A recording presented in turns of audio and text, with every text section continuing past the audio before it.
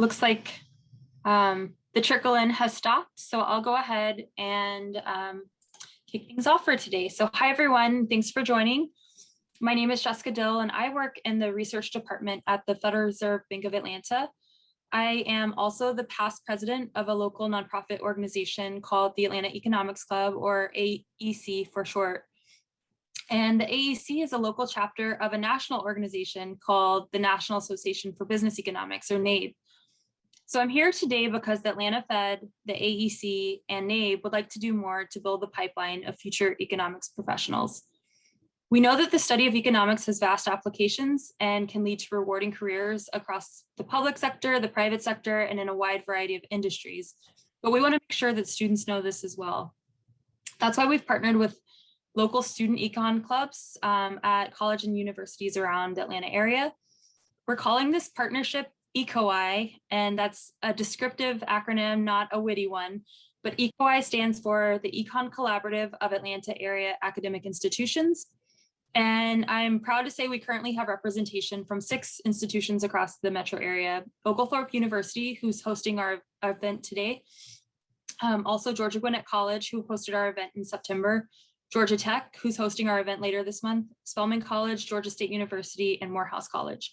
And we'll be working to add more universities to this collaborative as the year progresses. It's meant to be inclusive, and so everyone's welcome. We've joined forces this year to organize a campaign of virtual events like this one. The events are free and open to anyone interested. And in these events, our goal is to highlight the value of a degree and/or specialization in economics, to spotlight career paths, to discuss steps that professionals have taken to make it where they are today, and to showcase how econ backgrounds are being used to make a difference in the world by helping to do things like move the needle on sustainability or equity. We're really glad to have you with us, and we hope that you'll come back for our last event this semester on the 26th. And to make sure that we keep in touch with everyone, I'm going to join a sign-in. I'm going to drop a sign-in sheet in the chat, and I'll do this periodically throughout the event. I'll do it more than once because we have people join throughout, and I want to make sure everyone has access to it. So be sure to click that link and sign in. That's how we'll let professors know that you attended, and that's how we'll keep you plugged into things like networking activities, scholarship opportunities, and future events. And that reminds me, the work of the Atlanta Economics Club is generously supported by corporate members like Hawks Automotive, the Atlanta Regional Commission, Georgia Power, and the Federal Reserve Bank of Atlanta. And in addition to creating a forum on current economic topics through our monthly luncheons, which are currently virtual luncheons, the Atlanta Economics Club has a longstanding commitment to building the pipeline of future economics professionals. So I want to take a moment here just to make a plug. As part of our commitment to building the pipeline, we offer scholarships every year to undergraduate and graduate students in economics. So if you're enrolled at a Metro Atlanta college or university, you are eligible to apply. The deadline for the application is November 1st, so that's a month from today.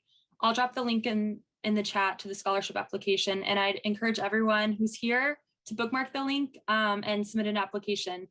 The application is short and fairly straightforward, but it does require a letter of rec and a transcript, and that takes a little time to request. So go ahead and get on that. Don't procrastinate and start your application today. And so with that, I'll go ahead and introduce our moderator for today's event, Amy Russ. Amy is an enterprise program manager at UPS. And in her current role, she uses data analytics to manage talent and human resource needs at UPS.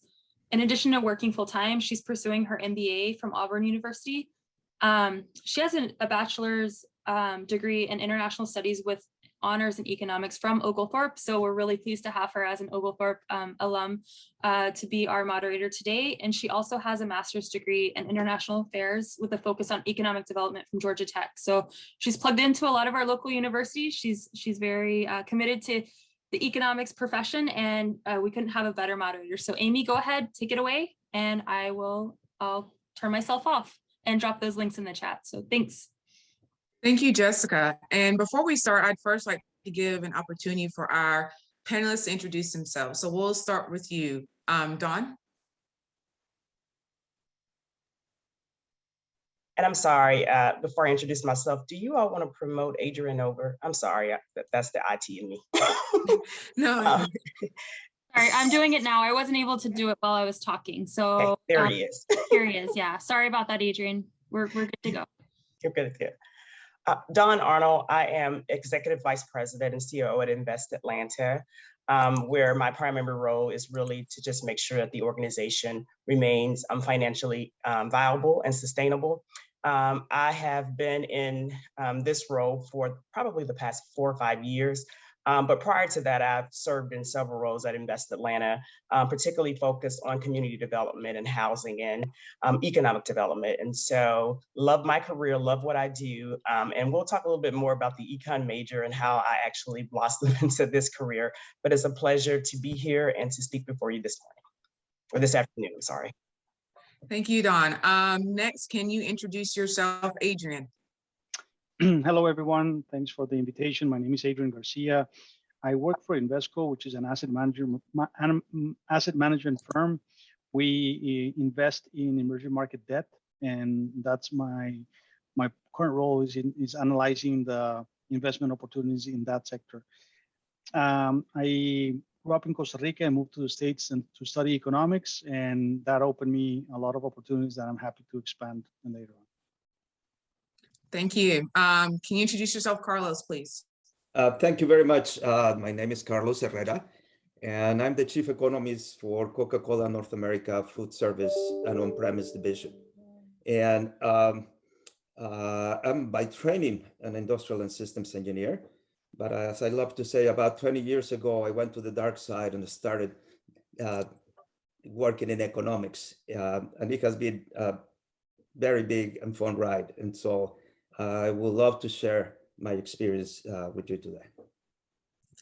Thank you for joining us. And Ibrahiim, can you introduce yourself? Yes, my name is Ibrahiim Bayaan. I'm the industrial economist at CBRE, which is a commercial real estate firm with offices here in Atlanta. Primarily, my responsibility is forecasting commercial real estate trends. So I take a look at the historical performance and try to cast that outlook forward. I've spent about the last decade doing business economics in a lot of different roles, mostly in the transportation industry. Like I worked for UPS for about 8 years. I joined a startup company called Freightways in the transportation industry for a couple of years after that before joining CBRE. It's been a very interesting kind of career in economics. I know quite a bit about how economics plays a role in some different business functions, and happy to be here this afternoon to talk some about it. All right, thank you, everyone. So for our questions today, some of them will be targeted towards specific panelists. Others will be for every panelist to answer. So just keep that in mind as I go through our questions for today. So we'll start with the first one, which is for all of our panelists. In 45 seconds or less, what is economics to you and your company?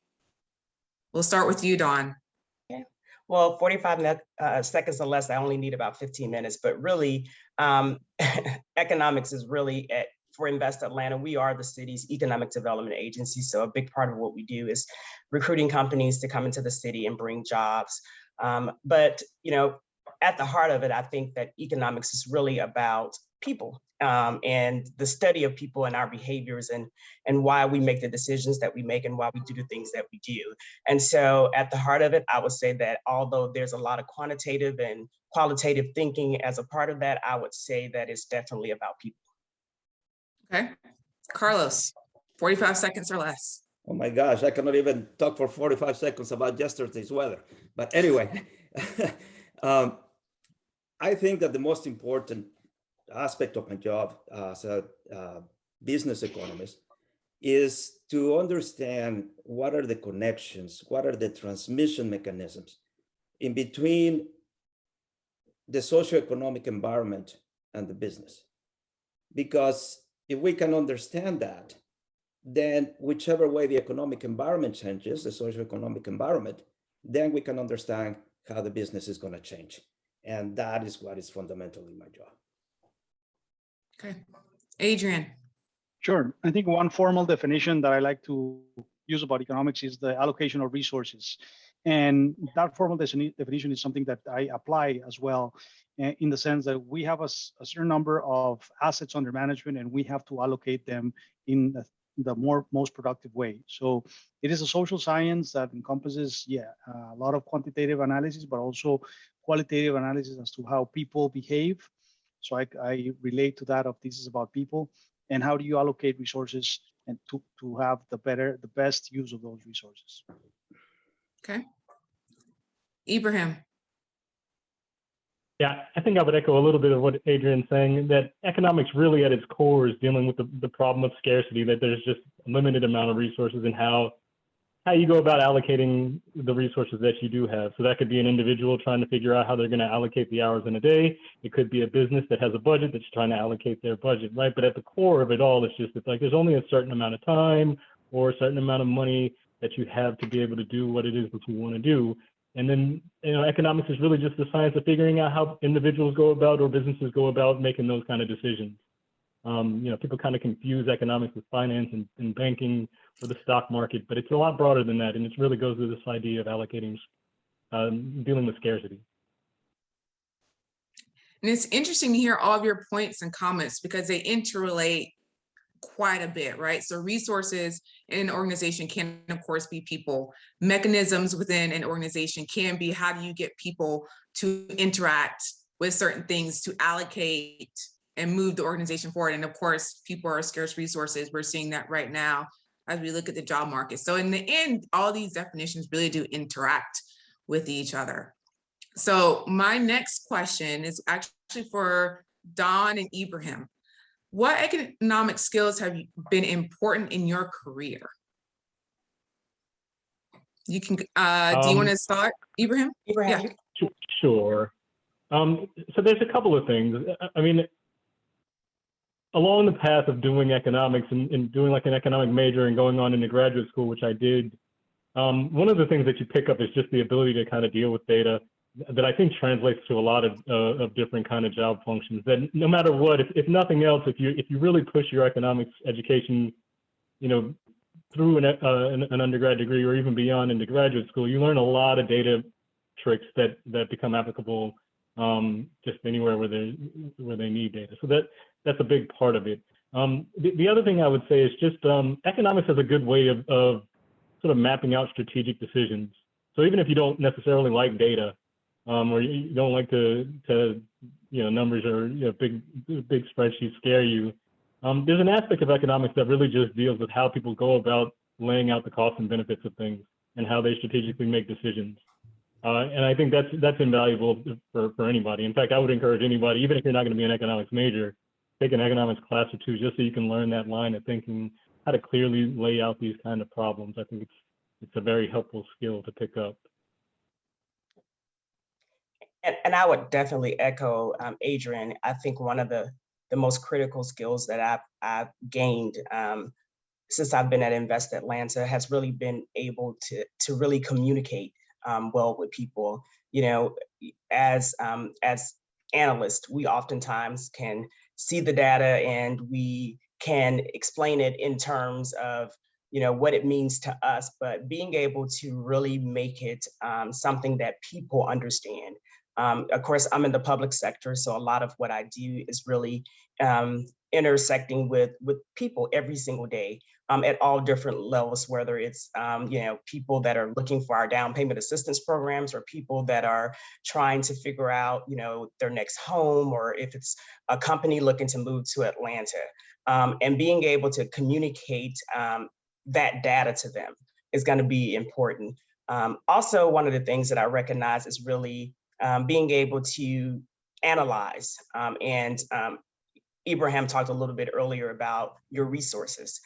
There's not a day that goes by that we don't think about the resources, particularly in the public sector where, we're basically trying to be good stewards of taxpayer dollars. And so we spend a lot of time analyzing the programs that we are looking, that we're looking to deploy, the resources that we're looking to provide to businesses, to individuals, to agencies, but all that ties back into the fact that you have to be able to analyze the numbers, translate those numbers into a language that people can understand at whatever level they are, and really being able to find a solution to your resource management.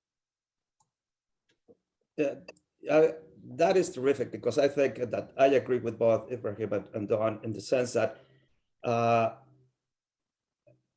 everybody hears about inflation, everybody hears about unemployment and all of these things, but what does it mean for you personally on one side and for the business? That is what we really need, people who are able to explain to executives and to business leaders and to community leaders, what does this mean to you? And that's where we as economists are uniquely qualified to do that. And as Don was suggesting, the ability to make sense of it, specifically, and it's not the same thing for one company or for the other. It's different. And so it's very important to have that conceptual framework that economics provides to you, so that the data, you can structure it in a way that you can help people understand. And the other side of it, the ability to handle the data.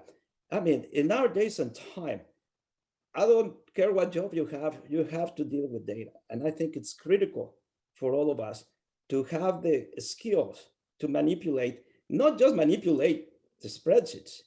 I mean, we need to manipulate massive amounts of data. I mean, the amount of data flow these days in any environment is just massive.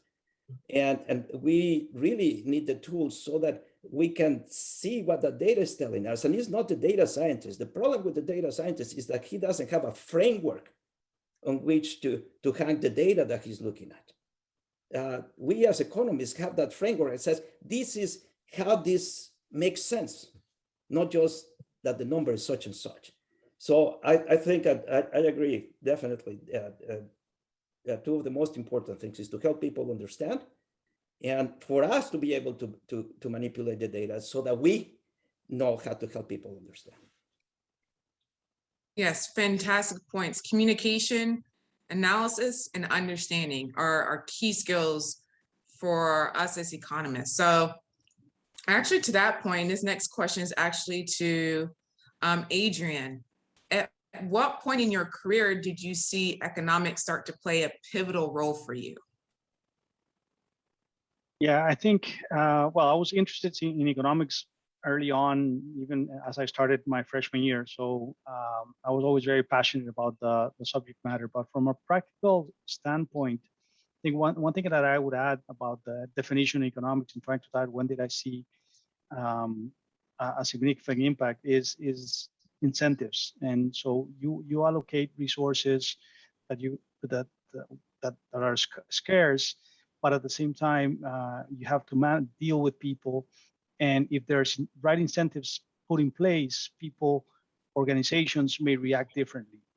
And I had the opportunity of experiencing this, working for my first job out of school was at a financial consulting firm that analyzed and measured the profitability of a company. They developed a framework called economic value added, EVA. And that framework provided a way of measuring the profitability or the value added of a company, but more importantly, more than just measuring, it was tying incentive compensation of companies and managers to that measure. And what that does, it aligns the incentives of people to create value and to create economic value in that matter. So that was a very good or enlightening opportunity that I had, and it was at my first job out of school when I first became part of the workforce. Okay, thank you. So now we're going to go to another question for all of our panelists. So in a minute or less, what does applied economics look like in your organization? In other words, how do you apply economics in your organization? We can start with Ibrahiim. Sure. I mean, my company has a pretty well-developed economics department in there. Like, there's a whole separate group within CBRE called econometric advisors, right? And what we do on a day-to-day basis is figure out ways to forecast, right? And so most of the skills that you learn in econometrics, on regression analytics and predictive analytics, we bring that into our jobs every day.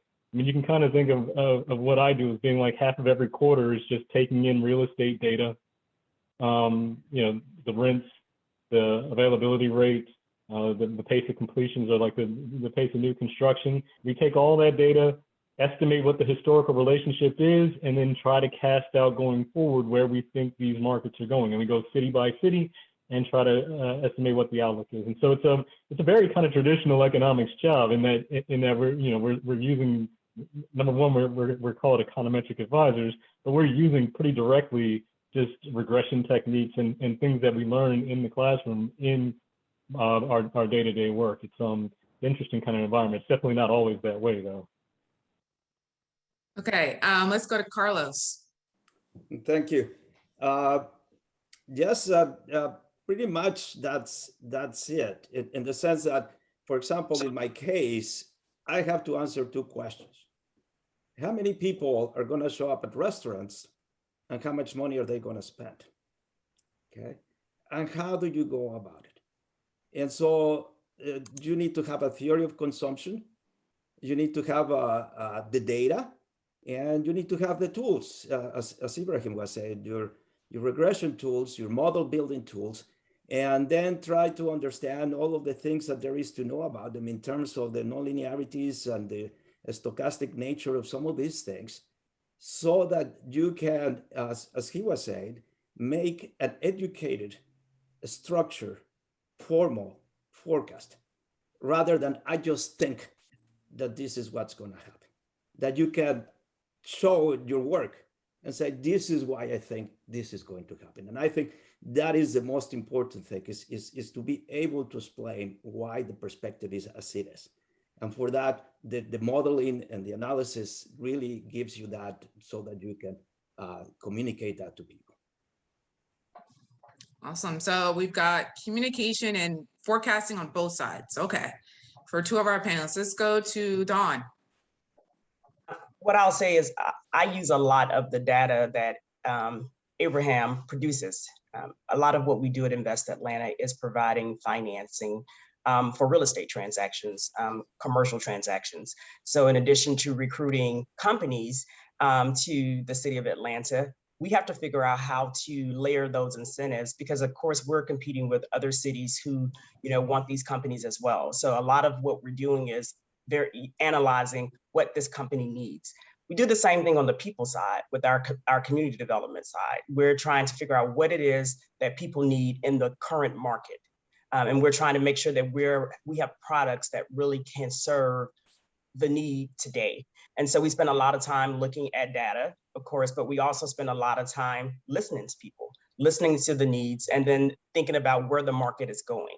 For instance, if it's a market now where we have a lot of investors that are purchasing properties throughout our portfolio, and they are basically, turning those properties and flipping them into an investment opportunity, we have to think about how that's going to impact the market. And what does that mean for the average person who's out there purchasing a home, and how they can compete with that investor? And so we have to make sure that, the way we are structuring our incentives allows us to be able to have that turnaround time that we can compete with investors, so our buyers can compete with investors. So it's definitely something that we, economics and analysis is in everything that we do, particularly from an incentive standpoint, and just really understanding what is needed to really move the needle in the market. Okay. Adrian. Sure. So a little bit more background, what does asset management mean, and how do I use economics in my job? So we, as I said, we manage a pool of money that is provided to us by several providers of capital, mainly insurance companies, pension funds, and we have to give them back that money with a return. We're committed to investing, again, in emerging market. That to us means Latin America, Middle East, Africa.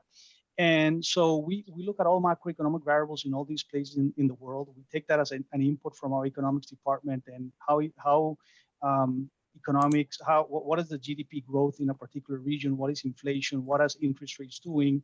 We take all of that and we decide how to allocate, again, and to my point, where to invest. And for instance, just to give you an example, we're seeing some indications that China is going to slow down. The growth in China used to be 8%, but it's now going to 4 or 5%. So what does it mean for us? We used to invest in a lot of companies in Brazil. Some of them are steel producers that export a lot to China.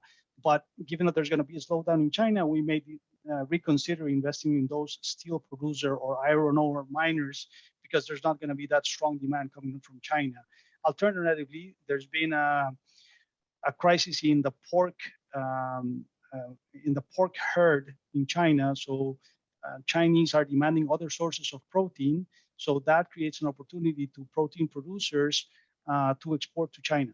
So instead of investing in companies that mine iron ore or produce steel, we should shift our allocation to companies that produce some sort of protein, like beef or chicken. And there are a lot of investment opportunities in companies like that. So we use the macroeconomic variables, how is growth in one particular region, and try to decide where should we allocate that resource and when, not only when, but to which particular companies fit that. So that's how I use economics.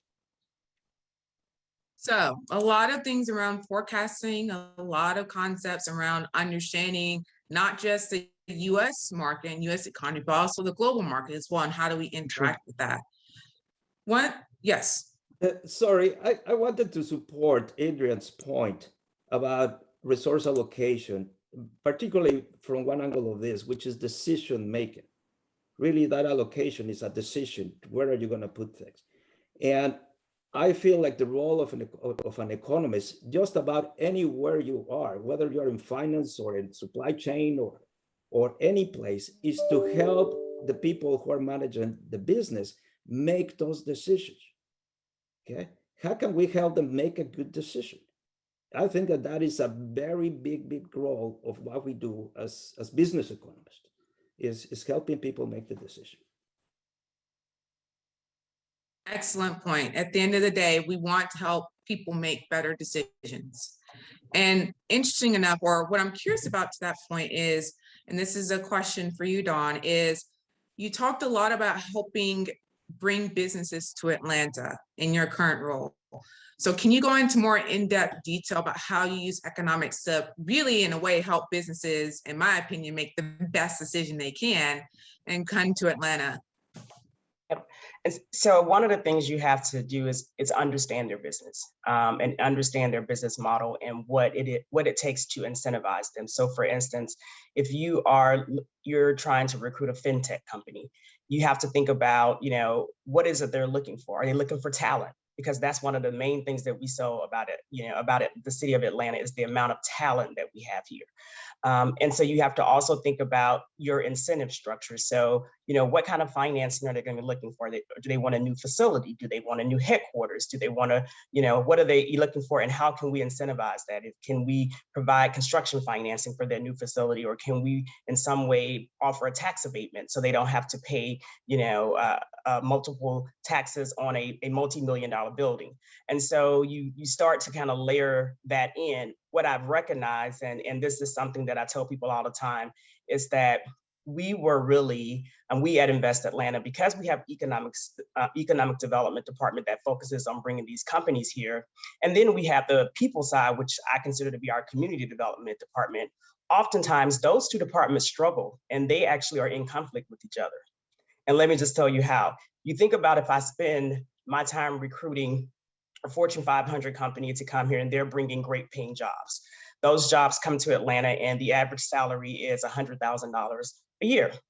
Those people have disposable incomes, that those employees, and they can basically choose to live anywhere they want to live. And so they choose to live in Atlanta. So they go out and they, because they have these nice salaries, they purchase property. Well, I've just now created a market for my affordable housing participants that they can't afford to live in. Because remember that the market is really driven by, what people speculate or the value that you've created. So we've now created, this enormous value in Atlanta because this company is coming in, they have well-paying jobs and their employees are able to pay any price to live in the city.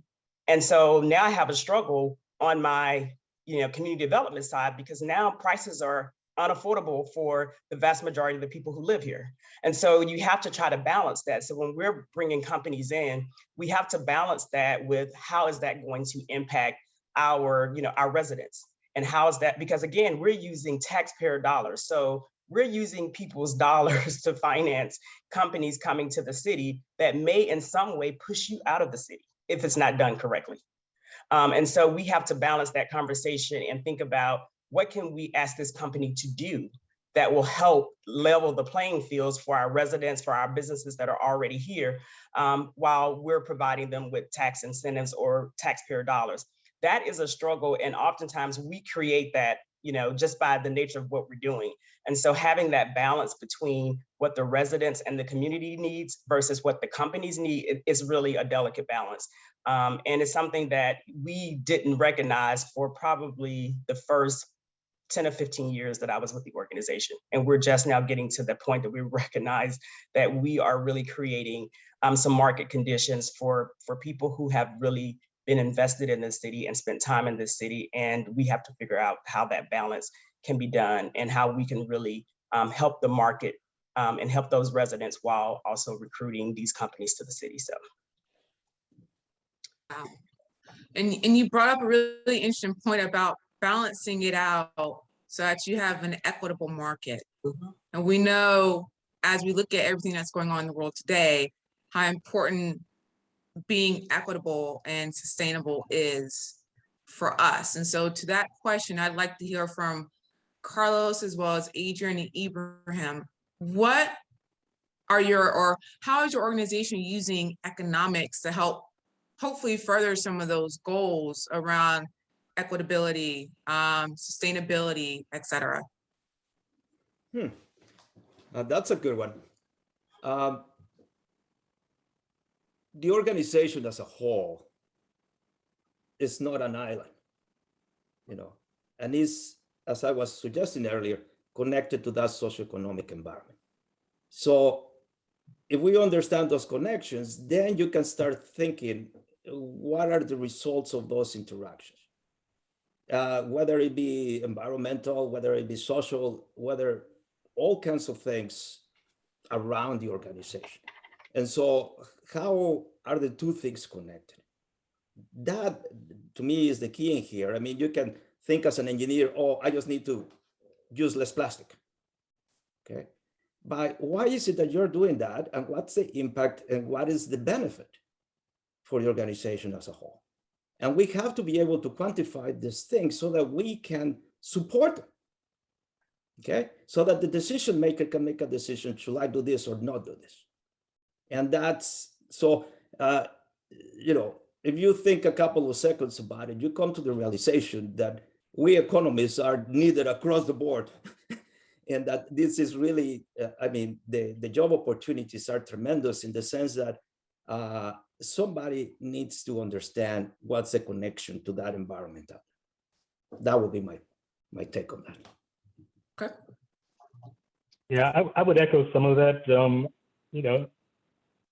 Environmental concerns and sustainability it's one of the major themes for commercial real estate. I mean, if you think about, say, like warehousing real estate or something like that, like there's always a concern that like that the warehouses that you're putting up are affecting the environment that's surrounding you, and not just like the air quality or anything like that, although that is a concern, but just like the interactions with the local population. So if you think about like the push lately in warehousing is to try and get as close to population centers as possible. Like what you want is to have like a warehousing facility that's pretty close to a major city so that you can get those Amazon packages to your house within a couple hours or a day or so. The problem with that is that like the people that actually live in these communities, they don't want big warehouses all around where it is that they live. And then the warehouses bring trucks, they bring noise pollution, they run 24/7, right? And all of that brings down the quality of life to everybody that is around it. And so there's a natural tension there in between like, what the consumers want on one hand in terms of convenience and getting their goods, what they don't want in terms of like the environmental impact of the warehouses that come up. And so our role as economists, to Carlos's point, a lot of it is just to try and quantify some of these things that otherwise might be unquantifiable, or they don't show up directly in data. In some cases, it might be like taking survey data that you might collect from people that are in in like a city and translating that into some kind of measure that you can attach to it. But yeah, there's a real need to understand exactly what all these different kind of costs are, even if you're not able to measure them directly. Things like air pollution you can measure in terms of like the amount of CO2 that's being emitted. There's very hard measures for that sort of thing. But things like the loss of utility that come from people that are in a neighboring environment, a very different kind of question. And again, it doesn't always show up directly in hard measurable data. And I think economists play a pretty big role in finding creative ways of estimating that. Okay, awesome. Adrian. Yeah, I was just going to say that the investor community globally, I would say, has become very aware and concerned about ESG. It's environment, and it was thrown here, but environmental, social, and governance, investing in companies and governments that are concerned about these three major points. So that's a trend that has become very prevalent around the world. As you know, many companies or most companies, when they issue debt, they have a type of rating, a credit rating to assess the level of risk, AAA, triple B, and so on and so forth. But now it's super prevalent as well, a rating on the ESG scale. There are certain companies that are now dedicated to rating the ESG metrics of companies. So you have to assess on the environmental front, what is their commitment to net zero, to become a net zero producer, to manage waste, to manage packaging. On the social front, inclusion, opportunities for different types of people. And on the governance front, transparency, governance, board of directors, and transparency regarding compensation. So all of those metrics are now very important for us as investors, and we allocate resources on that basis. And the companies that score better on ESG are garnering more support, and that's creating incentives for companies to do the right thing. So that's a trend that, fortunately for the world, is going in the right direction, the ESG investing. And it's interesting to hear all of you talk about this, because in a way, all these points really feed into each other, right? So Adrian's point feeds into Don's point, and Ibrahiim, your point of, finding measurements and KPIs feeds into Carlos's point of this business is not acting in a silo. We are in an environment, so we need to understand how we affect that environment.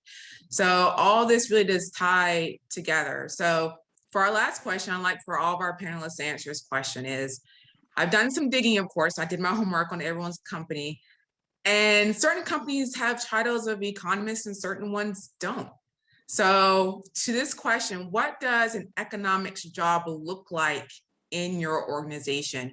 And in those jobs, what kinds of skills are needed to be successful in those roles? So we'll start with you, Adrian, if you don't mind. Yeah, well, I would start by saying that don't be so concerned about the title, about economist, not economist. I've never held that title as an economist. In the different jobs that I have, I think I've been mostly called an analyst. So I wouldn't give so much emphasis on the title itself. At Invesco, yes, we have the traditional economists, which are macroeconomists, which are looking at the macroeconomic variables and looking at interest rates and GDP and current account balance and so on and so forth. That is like a more traditional macroeconomists. We have a lot of those here at Invesco. But as with an economics major, there's so many different things that you can do at the micro level, at the macro level, analyzing trends, big data. So I think I wouldn't be so hung up on the title.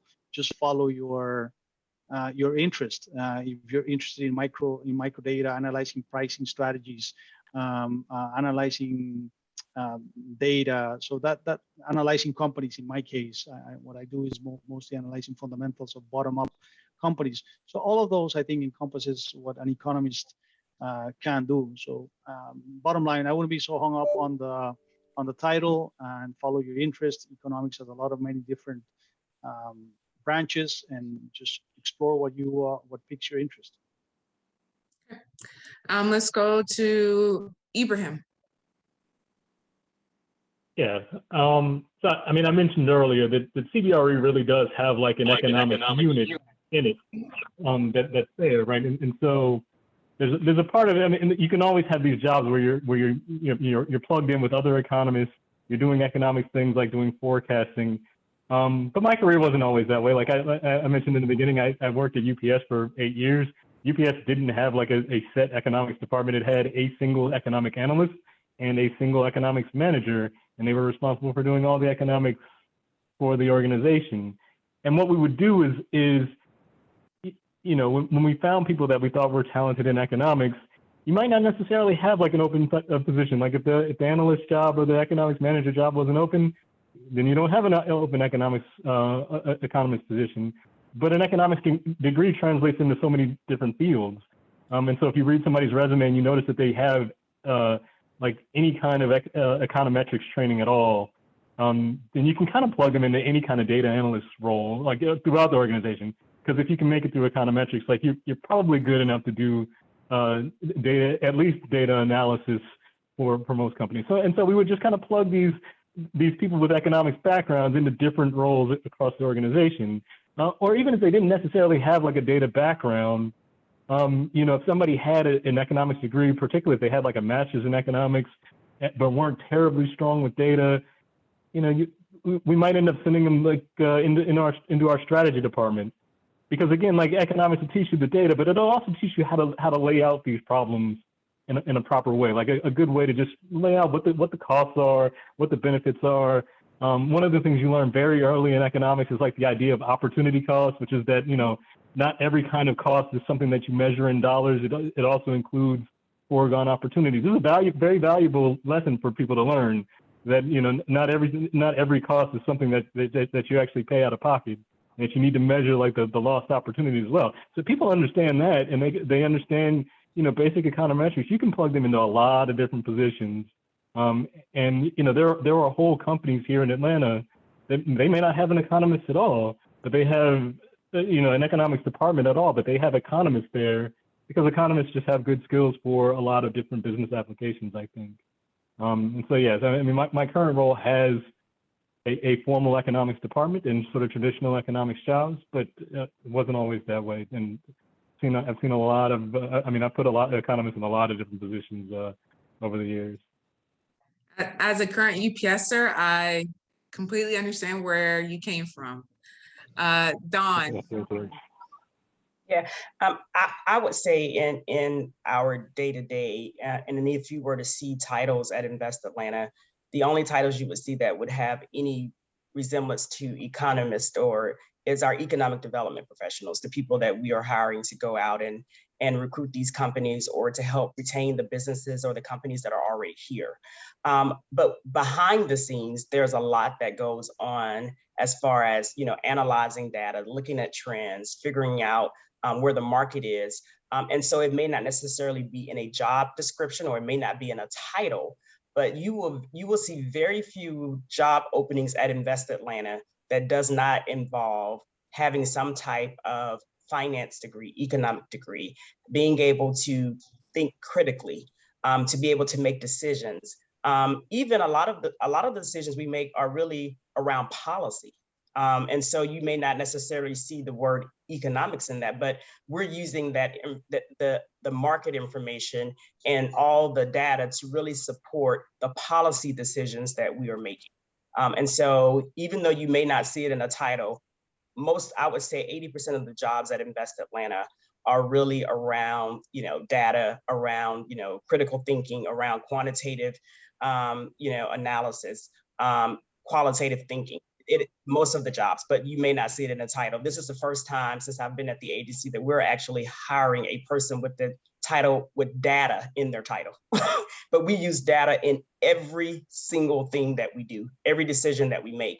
But we're just now hiring somebody on staff because we, you know, traditionally we've just gotten the information from various sources, but we also have the ability to kind of, you know, use like, you know, the Federal Reserve Bank, that, you know, Jessica.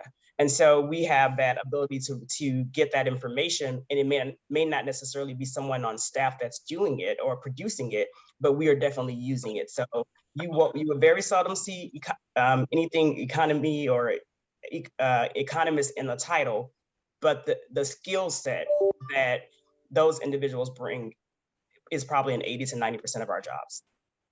Okay, Carlos. Thank you. You know, I like to think of myself as an economist, as a problem solver. Okay, and I can work in operations, I can work in finance, I can work in marketing, I can work in category management. And it is like Don was saying, the ability of thinking critically. And I love what Ibrahiim said earlier about being creative. Being an economist is not sitting and said, okay, here's the model, where's the data? Let me put it together. Life is not that simple. It's about, okay, what is it that I have at hand to answer this question? Okay, and how can I creatively think about it and so that I can find an answer for the person who's trying to make a decision here. So it is the whole organization. I mean, it took me 15 years in agreement with everybody else before I was called an economist of doing economics work. And yeah, the issue is not the title. I mean, what you have to think is when you're looking for these jobs is where can I grow? Okay, where can I be of help? How can I be of use with the knowledge and the skills that I have to help these people solve problems? And you know, the mathematics and the statistics and the data analysis that you learn in your economics curriculum, those are the tools that you have to figure this out. And it doesn't matter whether you're trying to forecast the production for next month, or the consumption for next month, or the interest rates for next month, or what the stock market is going to do the next month. Okay, is how can you think about it? And I think that is the most important thing in here. So agreed. Do not, because you know there is not an economist job posted, that you disqualified yourself from this. The field is wide open. The tools that you're learning now are critically needed. People need help thinking through all of this data. And that's where you come into play. And it's like I said, it's critically needed right now. Wow, this has been fantastic. You've given an amazing advice to young economists out there who want to know, what do we do? How do we get started? This has been fantastic. What skills are needing? So now I'm going to start looking at and taking questions, of course, from our audience. So our first question, and I believe will be very suitable for kind of Dawn to kind of tackle, is what is your advice to a young economist who are passionate about social equity? Oh, wow. Oh, I love that question. I would say that you have to figure out, first of all, how all the pieces kind of fit together. You know, I mentioned about, you know, for years we've been doing business the way we customarily do it, and we didn't recognize that we were, you know, taking a resource from one department and using it in another department, and that it wasn't providing the social or economic outcomes that we really wanted, quite honestly. And so I would say that you have to first figure out what it is. You know, there's so many different things from a social and systemic inequality perspective. And you have to kind of figure out what it is that you really want to focus on, because it's so many things out there. But once you make that decision that is definitely what you want to do, that you want to be able to make change, to make sure that you're leveling the playing field for individuals, then you figure out what are the reasons why the playing field is not level. So is it, you know, systemic racism? Is it, you know, an issue with economic mobility? Is it, you know, talent? Is it, what are the reasons why? And I think that's why, you know, economists and econ majors are just so critical to this whole conversation around social equity, because what we do as economists is really try to figure out how one thing interacts or interplays with something else, and how it basically changes your behavior and the things that you're doing. And so I think, you know, if you are interested in social equity, there is not a facet of social equity that does not involve understanding the root of the problem. and then figuring out what that solution is. And all those skills that you have or that you're going to need, you already have as an economics major. You figured out how to think critically. You figured out how to look at the information and dissect it. And you figured out how to look at it holistically and figure out what it is that's really causing it. So I would say if you are interested in social equity, figure out what aspect of social equity whether it's, criminal justice or, there are just so many different things. And it's such a vast variety. I mean, right now we have our economic mobility strategy. It's the first time in the history of the organization that we have even focused on economic mobility and making sure that people are able to have good paying jobs and able to maintain and sustain and even to thrive in their current environments. We've never thought about that. And you think about the fact that we're an economic development agency and we never thought about economic mobility. And so now that all these issues are in the forefront, and we realize that in some cases, we may have been the root cause of some of the issues that exist, we have to figure out how to fix it. And so I think having that critical thinking and being able to analyze the problem and find a resolution is what we look for in economists and the skill sets that they have. So social equity, just think about what it is that you really want to focus on, because again, it's such a broad topic and there are just so many issues out there. And then once you figure out the root causes of it and figure out how to level that playing field. Thank you, Dawn. That's a fantastic answer. And I know great advice for students who are interested in that field. So students want to know, and I've got a couple of questions very similar, so I'm going to kind of package them into one. What is the single most important skill or trait that you are looking for in recent graduates when you're hiring or looking for interns? What can students do now to stand out, or what skills would benefit them as they start that job search or internship search? So we can start with Adrian. Yeah, that's a tough one. I think we see a lot of resumes come through and all of them have great, a lot of interesting coursework. But to me is just that extra desire, that extra appetite it's hard to describe, but if you are able to stand out in some ways that is just beyond the paper, that you're really hungry for knowledge. That's hard to gauge, but I think that's kind of the things that we look into when we decide one candidate or the other, in terms of differentiating themselves.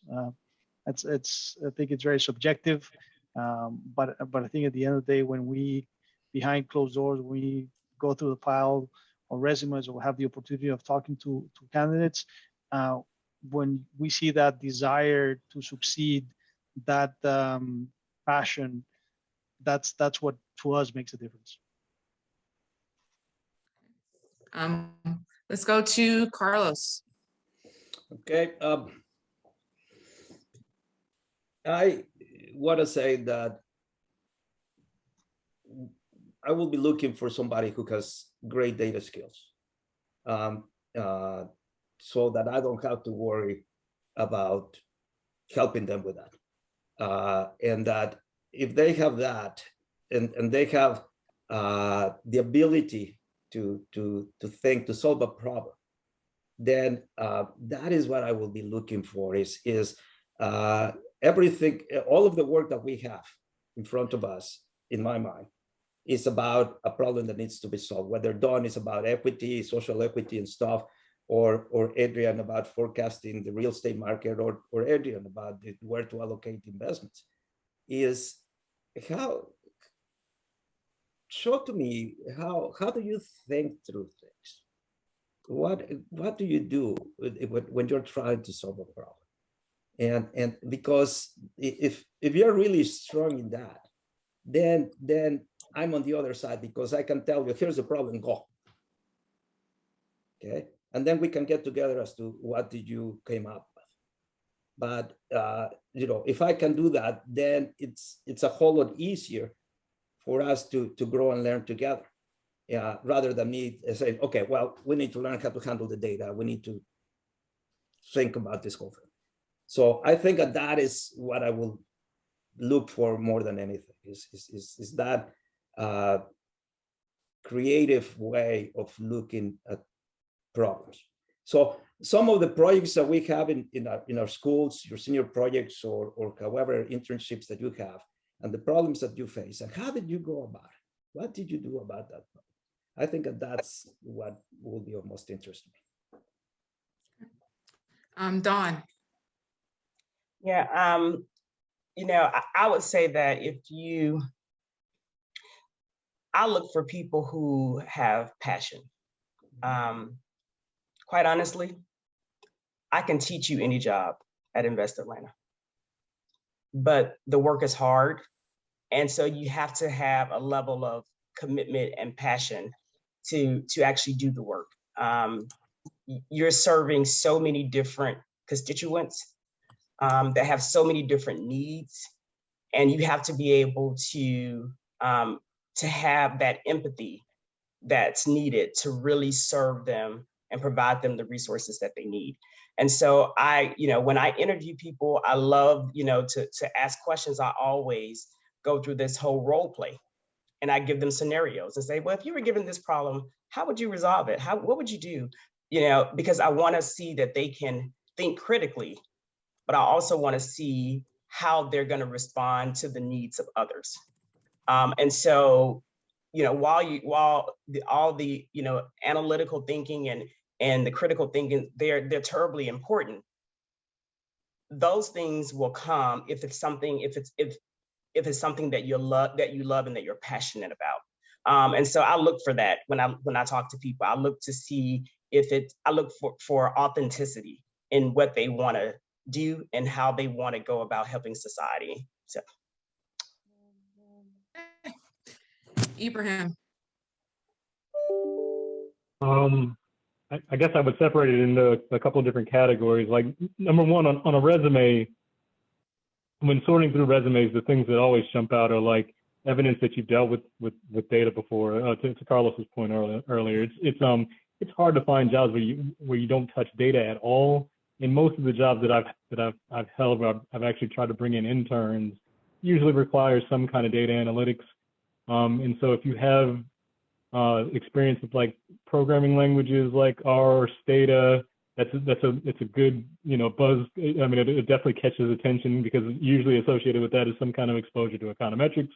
But if not, like even if it was just super strong Excel skills, I mean, you can get very, very far in this world if you just are really good in Excel and don't make mistakes in spreadsheets. And so that part will jump off on the resume. Like the idea that you've dealt with data before, that you're comfortable dealing with data, and you're not going to be intimidated when somebody drops data on your lap, I think is a big differentiator. In the interview process, I'm much more concerned with how you think. I think everybody else said it along the way here, but the ability to kind of structure problems and think through them logically. Can you identify what the key problem is? Can you identify what a solution might look like and how you might go about finding it? Right, I think are important things. But I mean, first you got to get into the interview. So if you have something that jumps off on the resume, it's always helpful. Well, it is currently 1:59, and I don't want to hold anyone over our cutoff time. So again, I want to thank all of our panelists for joining us today and giving us their advice around economics, careers, how to go about them, the history of how they got to where they are, and then moving forward, what to look for and how students can start to move into that area as either hopeful new employees or interns. So I'll turn it over briefly to Jessica to see if she has any closing comments.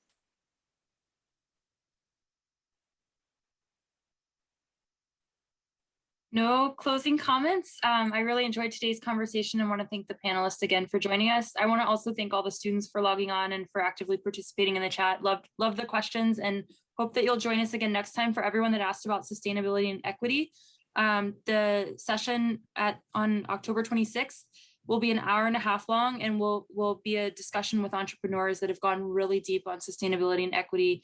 And so I would encourage you to come back on the 26th and let's explore it further. So thanks everyone for your time, and we will see you soon. Thanks. Thank you, everyone.